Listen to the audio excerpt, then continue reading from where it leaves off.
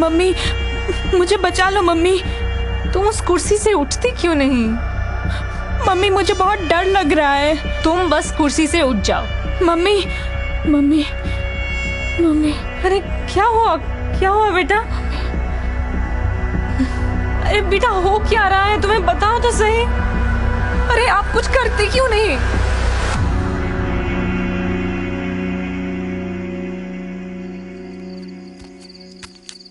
रात का समय, बंदरगाह से आती एक संकरी गली जिससे वो आया और लंदन की ओर जाती सड़क पर मुड़ गया।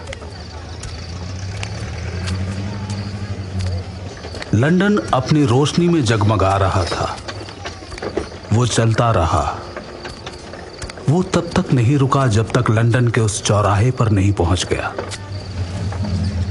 उसका दुबला लंबा शरीर काली बरसाती में ढका हुआ था।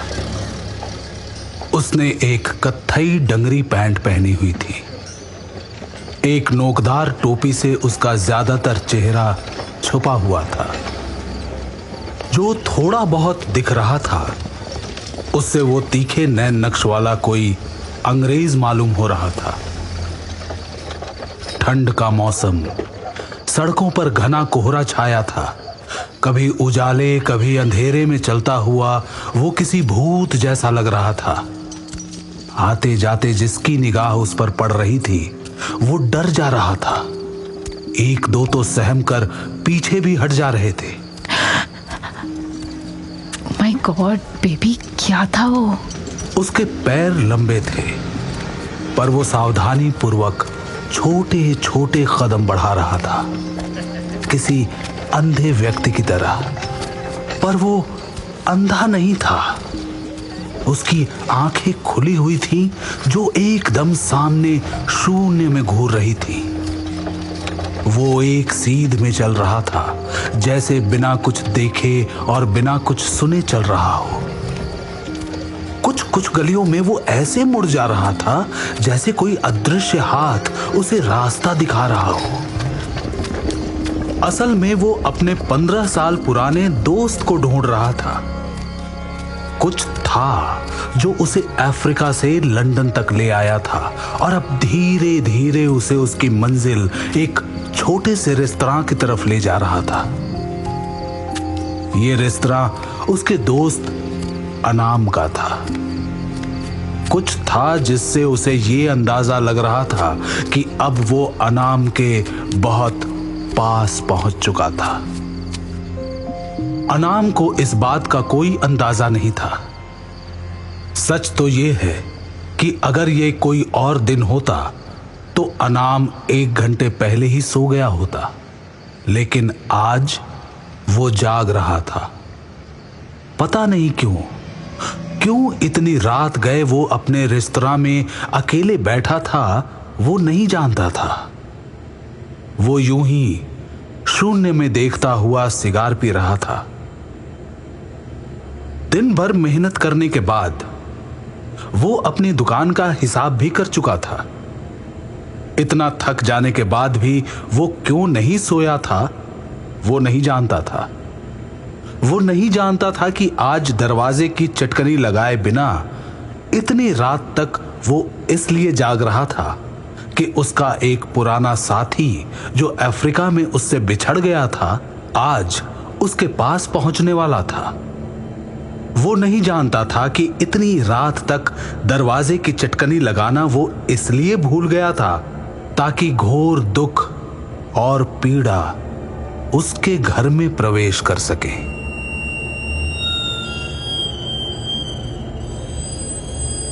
काली बरसाती डंगरी पैंट और तीखे नैन नक्श वाला उसका दोस्त हर अगले क्षण उसके और नजदीक आता जा रहा था। घर में और सड़कों पर भारी सन्नाटा था।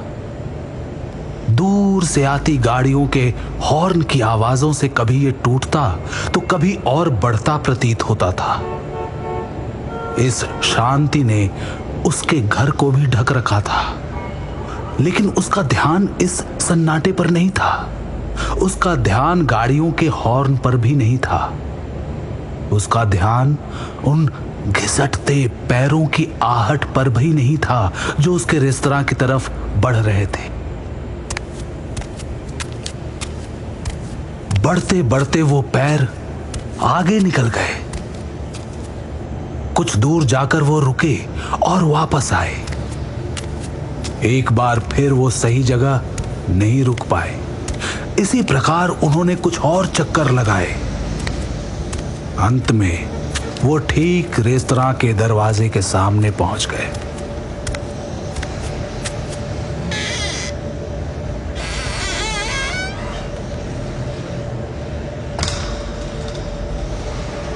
अनाम का ध्यान अपने सिगार के अलावा किसी चीज पर नहीं था, लेकिन जब चटकनी पर हाथ रखा गया और उसको खोला गया तब उसने सुन लिया। उसने दरवाजे को खुलते देखा। वो उठा और दरवाजे तक गया। ठीक तभी दरवाजे पर ही उसका सामना उस दुख और पीड़ा की मूर्ति से हुआ। डंगरी पैंट और बरसाती पहना वो व्यक्ति जब अनाम के रेस्तरां में दाखिल हुआ तो अनाम खड़ा रह गया। एक बार उसने उसे गौर से देखा। उसके पैर लड़खड़ा गए। अपने एक हाथ से मेज को पकड़ते हुए उसने खुद को संभाला और कहा, अरे अनाम। दोनों ने एक दूसरे की ओर देखा। अनाम की आंखें फट गईं और मुंह खुल गया। गोरे व्यक्ति का चेहरा भाव शून्य और सपाट ही बना रहा। अगर अनाम इतना सहनशील और सुस्त नहीं होता तो शायद हाथ उठाकर पूरे दम से चीखता। वो चीखना ही चाहता था, लेकिन किया उसने कुछ और। वो फुसफुसाने लगा। पहले उसे लगा कि ये कोई भूत प्रेत है। उसके पेट में गहरा दर्द उठा और उसे दौरा सा पड़ने लगा। लेकिन फिर उसके दिमाग में आया कि शायद कोई उसे डराने के लिए भेष बदल कर आया है। तभी वो दूसरा व्यक्ति जैसे कुछ हिला। शक की रही सही गुंजाइश भी खत्म हो गई। ऐसा सिर्फ गोपक के साथ होता था। उसकी तीसरी उंगली अकारण ही फड़कने लगती थी। उसे पता चल गया कि ये गोपक ही था। वो अब भी पहले की ही तरह 32 साल का लग रहा था। वो उसका भूत नहीं था, बल्कि साक्षात गोपक ही था जो उसके सामने खड़ा था। मैं यहां बैठ जाऊं? बहुत थक गया हूं। गोपक ने सपाट लहजे में कहा, थकान से मेरे पैर टूट गए हैं। वो वहीं एक कुर्सी पर बैठ गया। अनाम अभी भी मेज को थामे खड़ा था। गोपक, गोपक, लेकिन तुम तो मर गए थे। तुम मर चुके हो। मैंने तुम्हें मार दिया था। किसी जीते जागते इंसान की हत्या करना बहुत खतरनाक होता है। हत्या के समय जरूर हत्यारे को ऐसा लग सकता है कि उसके पास उस कृत्य को अंजाम देने के ठोस कारण हैं, लेकिन थोड़ा समय गुजर जाने के बाद उसे बहुत अफसोस हो सकता है और घोर पश्चाताप भी। ये अनुभव असहनीय और भयानक होता है। लेकिन इससे भी ज्यादा भयानक ये होता है कि जिसे आपने 15 साल पहले मारकर अफ्रीका के जंगलों में एक गहरी कब्र में दफनाया हो, वो व्यक्ति 15 साल बाद ठीक आधी रात को आपके घर का दरवाजा खोले और आपके यहां रुकने की जगह मांगे। गोपक ने आंखें छुपाने की कोशिश की। वो रोना नहीं चाहता था। मुझे पता है बहुत अच्छे से पता है।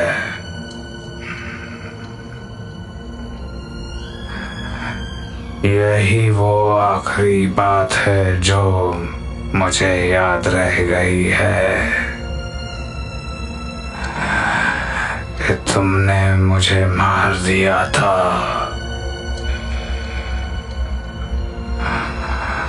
मैं भी सुकून से गहरी नींद सो गया था।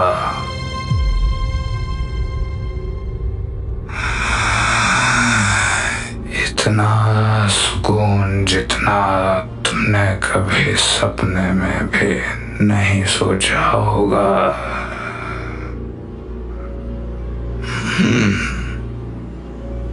लेकिन उन्होंने आकर मुझे जगाया और जिंदा कर दिया। वो कुर्सी पर मुंह लटकाए बैठा था। उसके कंधे झुक गए थे और हाथ घुटनों के बीच झूल रहे थे। क्या कह रहे हो? किसने जगा दिया? किसने जिंदा कर दिया? तेंदुआ गैंग ने। किसने? तेंदुआ गैंग ने। तेंदुआ गैंग का नाम वो इस सहजता से ले रहा था जैसे बच्चों की किसी क्रिकेट टीम का नाम ले रहा हो। अच्छा, तेंदुआ गैंग। हाँ, कुछ कहानियां तो मैंने भी सुनी है। गोपक ने धीरे धीरे सर हिलाया। नहीं, वो कहानियां नहीं है, वो सच्चाई है। अगर वो सच में नहीं होते तो मैं यहाँ क्यों होता, बताओ। अनाम को उसकी बात माननी पड़ी। उसने ये भयानक कहानियां सुनी थी कि अफ्रीका के घने जंगलों में तेंदुए की खाल पहनने वाला एक खौफनाक निर्दयी कबीलाई समूह था जिसके पास अद्भुत शक्तियां थी। मैंने उन्हें बहुत पास से देखा है। जब मेरी आंख खुली तो मैं जमीन पर पड़ा था और वो मुझे घेरे खड़े थे। उन्होंने एक अफ्रीकी आदमी को मारा और उसकी जान मुझ में डाल दी। गुलामी का बदला लेने के लिए वो एक गोरे आदमी से अपने खेतों में मजदूरी करवाना चाहते थे। भगवान किसी को वो सब ना दिखाए जो मैंने देखा है। लेकिन मुझे अच्छी तरह याद है तुम मर चुके थे। 3 दिन बाद मैंने खुद वो गहरा गड्ढा खोदा था। मैं जानता हूं, लेकिन तुम्हारे जाने के सालों बाद वो लोग आए और मुझे जिंदा कर दिया। सच बताऊं तो अंदर से मैं अभी भी मरा हुआ हूं। बस मेरा शरीर है जो जिंदा हो गया है।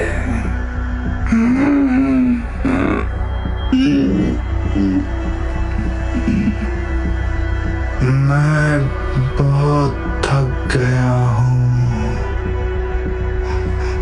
मैं फिर से सोना चाहता हूँ। लेकिन इसमें मैं क्या कर सकता हूँ? मुझे नहीं पता, लेकिन जो भी कर सकते हो वो तुम ही कर सकते हो। अनाम ने खिड़की से बाहर झांका। स्ट्रीट लाइट की रोशनी में सड़क बहुत साफ दिख रही थी, लेकिन उसे कुछ भी दिखाई नहीं दिया। सिर्फ आधे घंटे पहले जो साधारण जिंदगी वो जी रहा था वो अब खो चुकी थी। उसे कुछ करना पड़ेगा। देखो, मैं तुम्हारी कोई मदद नहीं कर सकता, और हाँ, तुम यहां तो बिल्कुल नहीं रुक सकते। इस हालत में भी उसके सुस्त टेढ़े दिमाग में एक मजाक सूझा कि जब उसकी पत्नी गोपक के बारे में पूछेगी तो वो कहेगा, ये मेरा दोस्त था। मुझे यहीं रुकना होगा। मैं इस दुनिया में किसी और को नहीं जानता, इसीलिए तुम्हारे पास आया हूं। मैं और कहीं नहीं जा सकता। नहीं नहीं, तुम यहां नहीं रुक सकते। यहां तो बिल्कुल जगह नहीं है, तुम्हारे सोने के लिए भी नहीं है। उसकी कोई जरूरत नहीं। मैं अब सोता नहीं हूं। सोते मतलब? मैं अब सो नहीं पाता।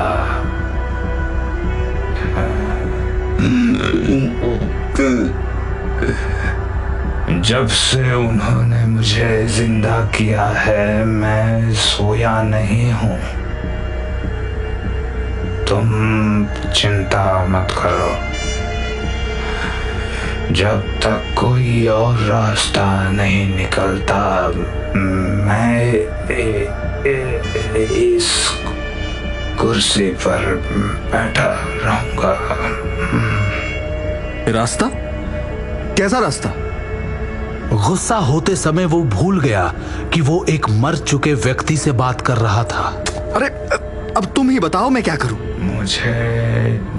मुझे नहीं पता, लेकिन तुम्हें ही कुछ करना पड़ेगा। तुमने ही मुझे मारा था। मेरी ये हालत तुम्हारी वजह से ही हुई है। अब तुम्हें कुछ करना पड़ेगा। लेकिन क्या? मुझे नहीं पता।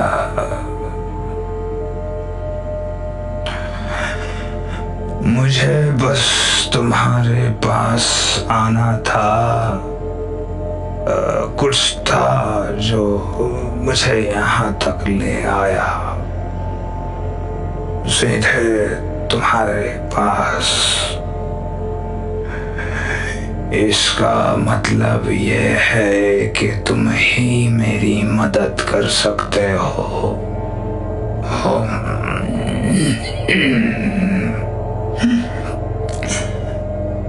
मुझे पता है तुम कुछ ना कुछ जरूर सोच लोगे। अनाम के पैर कांपने लगे। वो बैठ गया और उसे घूरने लगा। वो धक्के मारकर उसे घर से निकाल देना चाहता था, लेकिन वो उसे छूने से डर रहा था। हालांकि सच बात यह थी कि इस दुनिया का दमदार से दमदार धक्का उसे हिला तक नहीं सकता था। और तभी तुम सो जाओ अनाम, मैं यहां बैठा रहूंगा।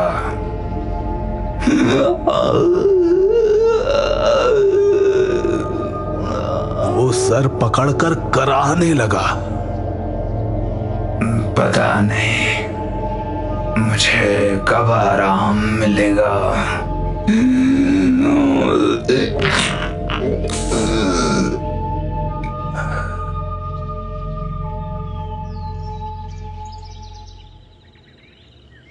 अनाम ठीक से सो नहीं पाया। सुबह को वो जल्दी उठ गया। वो हड़बड़ा के नीचे भागा, इस उम्मीद में कि गोपक चला गया होगा। गोपक ठीक उसी जगह बैठा था जहां वो कल रात उसे छोड़कर गया था। अनाम ने उसके लिए चाय बनाई बिना बोले उसने चाय पी ली। जैसे जैसे दिन चढ़ा, उसकी पत्नी जागी और रेस्तरां में खाना पकाने वाले कर्मचारी आने लगे। पत्नी ने जब इस नए मेहमान के बारे में पूछा तो उसने कहा, मेरा पुराना दोस्त है, इसका एक्सीडेंट हो गया है, सर में गहरी चोट है, कुछ दिन यहाँ रुकना चाहता है। चिंता की कोई बात नहीं है, इसने भी ज़रूरत पड़ने पर कई बार मेरी मदद की थी, इसलिए बस इसे नींद नहीं आती है तो ये यहीं बैठा रहेगा। चिंता की कोई बात नहीं है, बस कुछ दिन यहाँ रुकना चाहता है। कुछ दिन नहीं, बहुत दिनों तक गोपक वहीं रुका। बाकी सब चले भी गए, लेकिन वो नहीं गया। पहले दिन जब रेस्तरां के नियमित ग्राहक खाना खाने आए तो उन्होंने उसे देखा। उन्हें कुछ अजीब लगा। वो उससे दूर हट गए। कोई भी उसके पास बैठना नहीं चाहता था। अरे बैठिए ना भाई साहब, अरे डरने की कोई बात नहीं है, ये मेरा पुराना साथी है, वो तो बस एक एक्सीडेंट की वजह से। अनाम ने सभी को बहलाने की कोशिश की। ग्राहकों ने उस दिन आपस में बातें नहीं की। हमेशा जीवंत रहने वाला रेस्तरां उस दिन शांत पड़ गया। जो लोग उसकी तरफ पीठ किए बैठे थे वो भी सहमे रहे। शाम को सभी के चले जाने के बाद अनाम ने गोपक को मनाने की कोशिश की। मैंने ऊपर के कमरे में तुम्हारा इंतजाम कर दिया है, वहां एक खिड़की भी है, उसके सहारे तुम्हारा मन बहला रहेगा। चलो आराम से तुम ऊपर बैठ जाओ। हाथ पकड़कर उसने गोपक को उठाने की कोशिश की। गोपक ने धीरे से उसका हाथ झटक दिया। मैं कहीं नहीं जाना चाहता, मैं यहीं बैठूंगा। अरे बैठना ही है तो वहां बैठ जाओ। नहीं, मैं यहीं बैठूंगा। अरे लेकिन वहां खिड़की है, तुम बाहर देख सकते हो। अनाम उसे बहुत देर तक समझाता रहा। मैं यहीं बैठूंगा। अनाम समझ गया कि उस कुर्सी पर अब गोपक हमेशा के लिए बैठ गया था। वो वहीं बैठा रहा। डरे सहमे ग्राहक उससे नजरें चुराते रहे। भाई साहब, आप अपने साथी को कहीं और नहीं बिठा सकते क्या? आप लोग बिना भाई साहब, हमें डर लगता है। सही बोल रहे हैं, सही बोल रहे हैं। उनको देखते हैं ना भैया तो हमारे सर में दर्द होने लगता है। अच्छा चलिए, बस 1-2 दिन की बात है, उसके बाद फिर। वो बात 1-2 दिन की नहीं थी।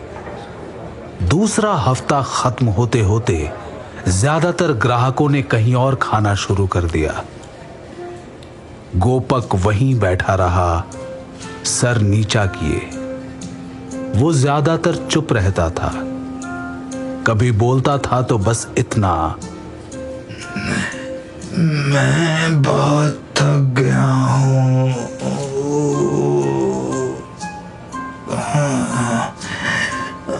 बहुत कमजोरी लग रही है।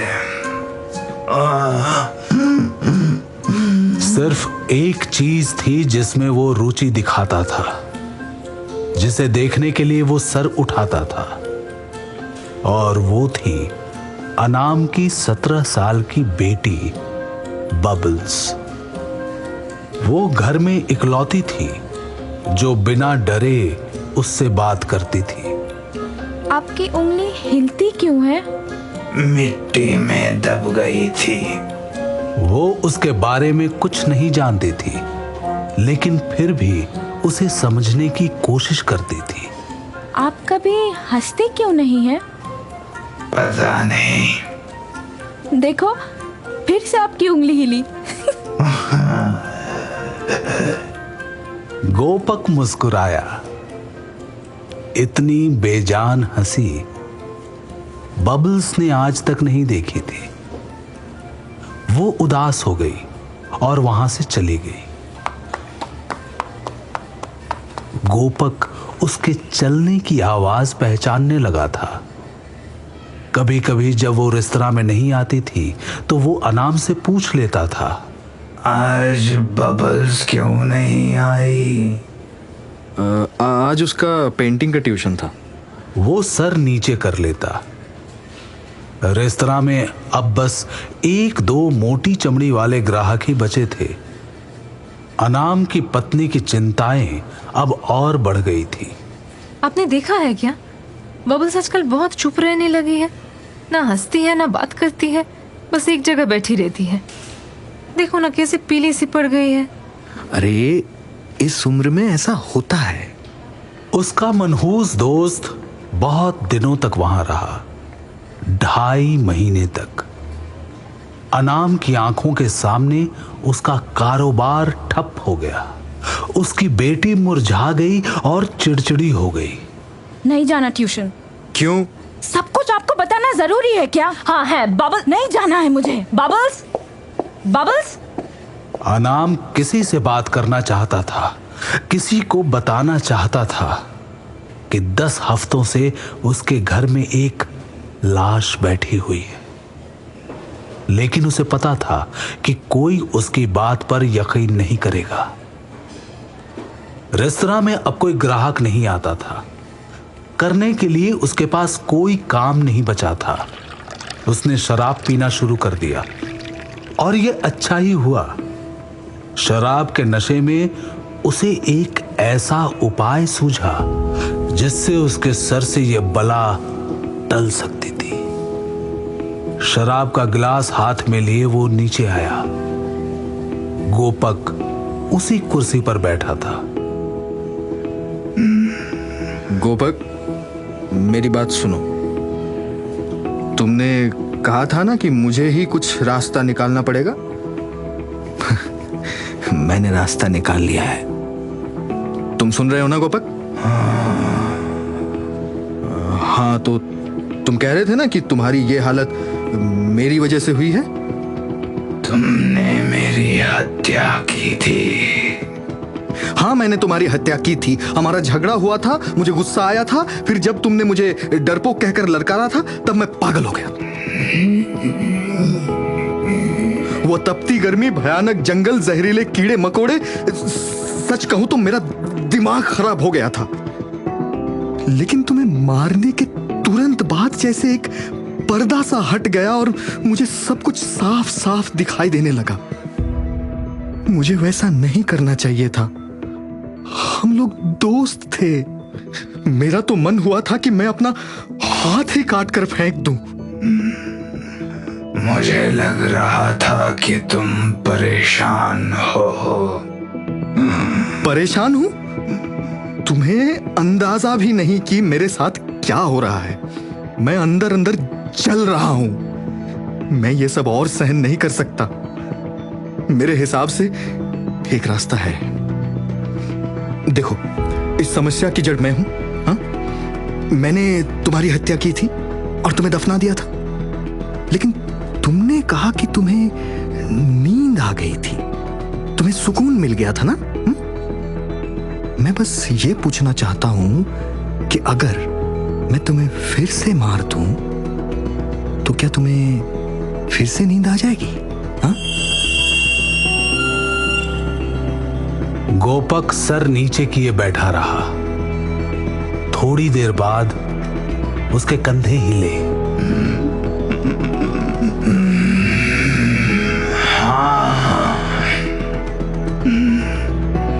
तुम ठीक कह रहे हो। यही एक रास्ता है।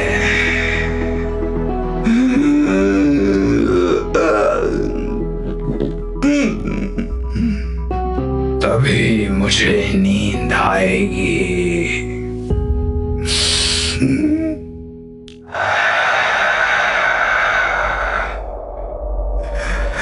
मुझे सब समझ में आ रहा है। तुम्हारे अलावा मुझे कोई और नहीं मार सकता।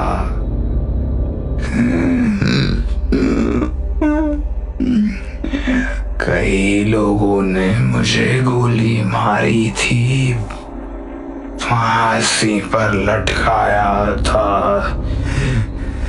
चाकू घोंपा था, पर मैं नहीं मरा। मुझे सिर्फ तुम ही मार सकते हो।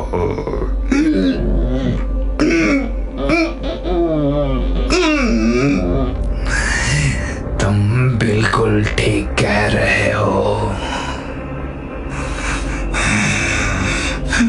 मुझे अफ्रीका से यहाँ तक कोई लाया है, और वो इसलिए ताकि तुम मुझे मार सको। मुझे मार डालो प्लीज, मुझे मार डालो अभी के अभी, तुरंत मुझे मार डालो।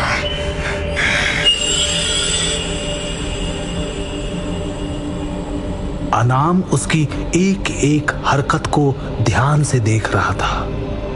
वो फिर से कमजोर पड़ गया। अनाम ध्यान से उसे देखने लगा।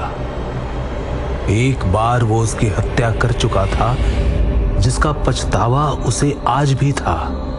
लेकिन सबसे बड़ी बात यह थी कि तब उसे कोई सजा नहीं हुई थी, क्योंकि अफ्रीका के जंगलों में उसे हत्या करते हुए किसी ने देखा नहीं था।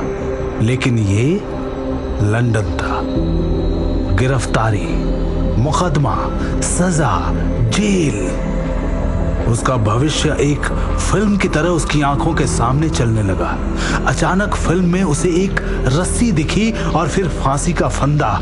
वो कांप गया। उसके पास एक और विकल्प था। ठप कारोबार, बढ़ती गरीबी, टूटता घर, बीमारी से दम तोड़ती बेटी, टूटे घर में कुर्सी पर बैठा कराहता गोपक। फांसी का फंदा उसे बेहतर विकल्प लगा। वो भारी मन से उठा। रात के 10:30 बजे थे। सड़कें खाली थी, दरवाजे की सिटकनी लगी हुई थी और पर्दे बंद थे। रेस्तरां में रोशनी बहुत कम थी। उसने असहाय आंखों से गोपक की ओर देखा। लेकिन मैं तुम्हें कैसे? 15 साल पहले तुमने चाकू चलाया था, अब भी वही करो, अब भी वही करो। अनाम वहीं खड़ा रह गया। कुछ समय तक वो उसे बस देखता रहा। मुझे सोना है, मुझे सोना है, मुझे सोना है। तभी उसने मुट्ठी भींची, कंधे झटके और रसोई में चल दिया। 3 मिनट बाद उसकी पत्नी और बेटी को जोरदार उठापटक की आवाजें सुनाई दी। कौन है? क्या हुआ? हाँ? बीमार बबल्स को कुर्सी पर बैठा छोड़ वो भागकर नीचे आई। अनाम एक कुर्सी पर टिका अपना पसीना पोंछ रहा था। क्या हुआ? ये आवाज कैसी थी? कुछ नहीं, गोपक चला गया। दरवाजा शायद जोर से बंद कर दिया होगा उसने। पत्नी ने चारों तरफ नजर दौड़ाई। ठप पड़े उनके रेस्तरां में हर तरफ धूल जमी थी। धूल से ढका एक लंबा पैना चाकू खिड़की के नीचे पड़ा था। चला गया? चलो अच्छा हुआ चला गया। जब से उसके पैर घर में पड़े हैं, मातम छा गया है। उसकी आंखों से दूर दरवाजे के पीछे एक धूल भरी काली बरसाती और कत्थई डंगरी पैंट पड़ी थी। गोपक की कुर्सी से लेकर रेस्तरां के दरवाजे तक रेतीली मिट्टी के भारी भरकम निशान थे। तुम चिंता मत करो, मैं कल सुबह साफ करवाता हूँ। इस दौरान मैं कुछ आलसी हो गया था। और तुमने मुस्कुराना भी बंद कर दिया था। बबल्स कुर्सी से उठकर धीरे धीरे चलने की कोशिश कर रही थी।